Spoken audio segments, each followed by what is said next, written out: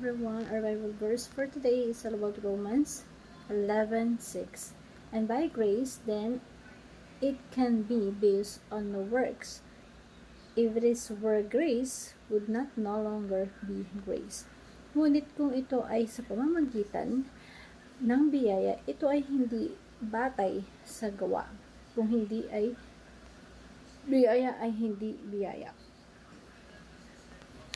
So, the title of the topic for today is Sola Gratia, by grace alone.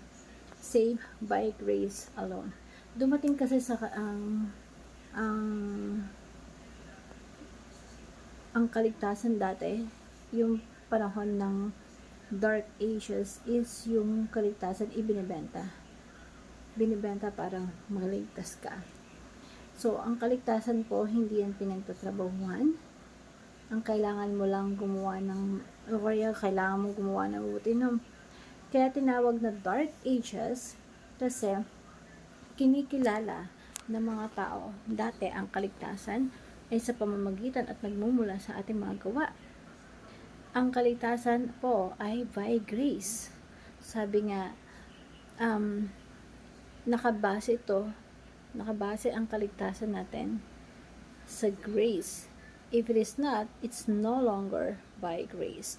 Ngunit kung sa pamamagitan ng biyaya ay batay sa grace, sabi nga po dito sa Ephesians 2:8-9, for it is by grace you have been saved through it, and this is not from yourselves, it is the gift of God, not by works, so that no one can boast.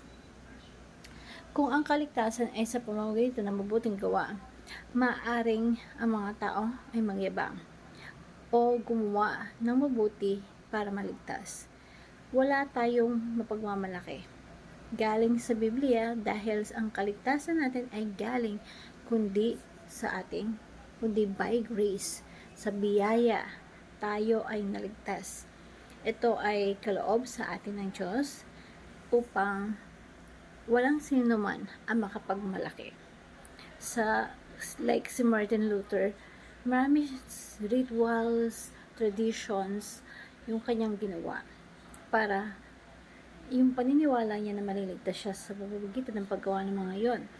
Until such time na natuklasan niya na wala palang kinalaman yung pinag-aagawa niya para mailigtas siya. Ang kaligtasan is by grace. Salvation is entirely by grace. Like kung haharap tayo sa judge, hindi na ito titignan kung gaano karami ang kabutihang nagawa mo sa buhay. Ang titignan nito, ano yung nagawa mong mali? Ano yung nagawa mong kasalanan? So, salvation alone is by grace through faith to our Jesus Christ. And, salvation is entirely by grace. Salvation is given to those who believe. And salvation is based on Christ's finished work. Na, sinelyuhan na ng ating Panginoong Diyos ng dugo niya. Na it's finished kasi siya na yung sumalo doon sa cross para mailigtas tayo sa ating sa ating kamatayan, sa ating tiyak na kapahamakan. So, application nito, pagkat na-apply natin, do not try to work for salvation kasi malaking kalapastangan na sinasabi mo ang kaligtasan mo ay sa pamamagitan mga nagawa mo mabuti.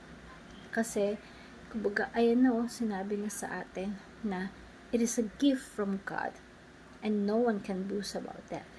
Work out your salvation. Live by grace of God. And let us discuss why it is important to know that salvation is not for sale, that it cannot be brought by our works. So I want to share the simple prayer. Heavenly Father, I came before you with a heart full of gratitude for you, your amazing grace. Thank you for the gift of salvations that I could never earn or deserve. I believe in Jesus and I trust His finished work on the cross for my redemption. Help me to stop trying to work for what you have already given Instead, guide me to work out my salvation with reverence, knowing that it is you works in me.